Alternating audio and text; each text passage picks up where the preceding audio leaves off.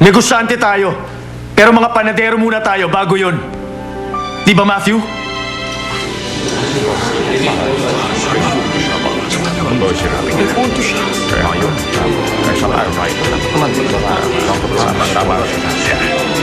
Bakit po si Kinshop ko pa, Mr. President?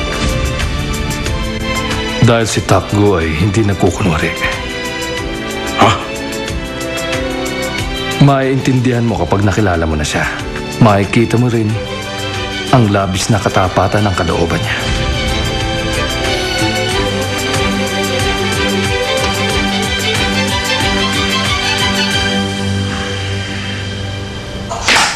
Nakita mo ba yung expression nila?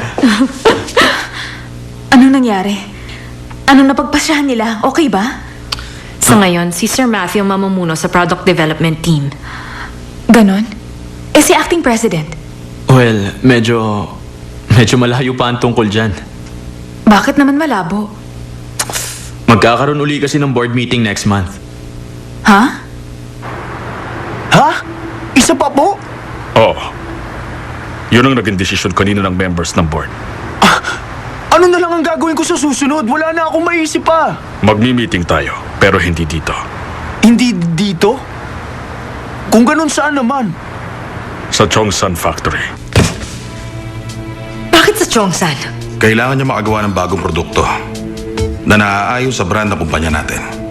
Paano ko nagawa niya yun? Tatanggapin na siya ng board natin. Yun kasi ang napagkasunduan ng lahat. Anong sinabi mo? Tatanggapin na siya ng lahat ng dahilan doon? Alam mo, wala naman siya masyadong dapat ipag-alala eh. Pangit ang sitwasyon sa factory. Mahihirapan siya. Sa tingin ko, ito ang paraan ng board members para mapalis dito si Takgo. Pero bakit Chongsan pa ang napili nila?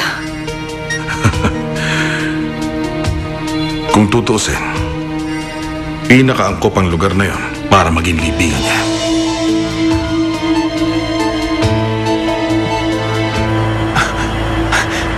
Teka, sino naman po ang nakaisip niyan?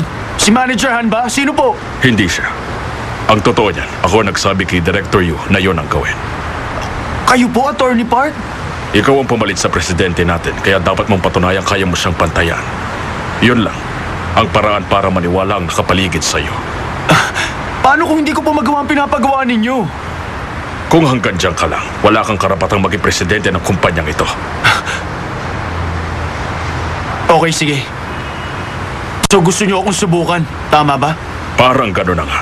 Dahil dapat mong paghirapang mapanatili ang posisyon mong yan. Alam mo, Pero- maswerte ka dahil nagustuhan ka ng ating board. Ipagdarasal ko sa Diyos na magtagumpay ka sa Chongsan. Sige.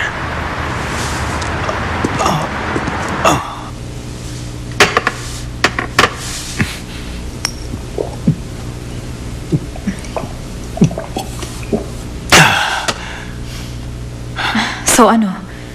Pupunta ka ba sa factory natin sa Chongsan? Ewan, yun ang napagdesisyonan ng board kaya wala na akong magagawa. Pupunta ako doon.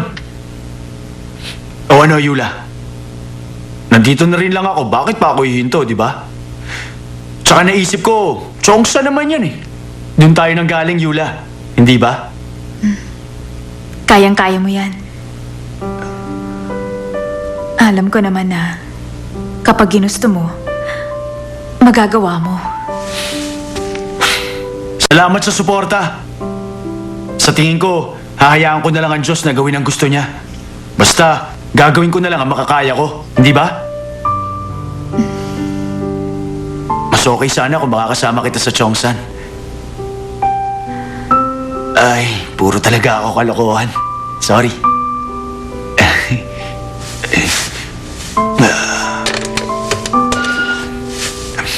Yes, sir. Sabihin mo sa driver, pakihandanan niya yung kotse ko. Pupunta na ako sa Chongsan maya-maya. Okay, sasabihin ko po, sir. Ayos ba?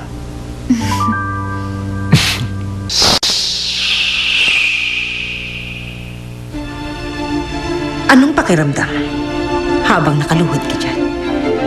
Yan mismo ang mararamdaman mo kapag tumira ka na dito sa bahay namin. Lagi kang mahihiya. At lagi ka rin naming mamatahin. Tingnan ko lang kung magtatagal ka.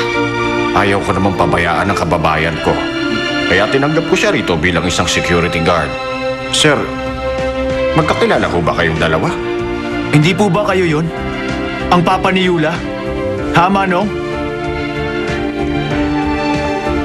Sinong nagsabi sa'yo na papayag akong makasal kayong dalawa? Wala naman. Pero nawawala yung bracelet. Napulot ko kung saan ko nakitang walang malay si Lola. Kaya, pumayag na kayo sa kasal namin.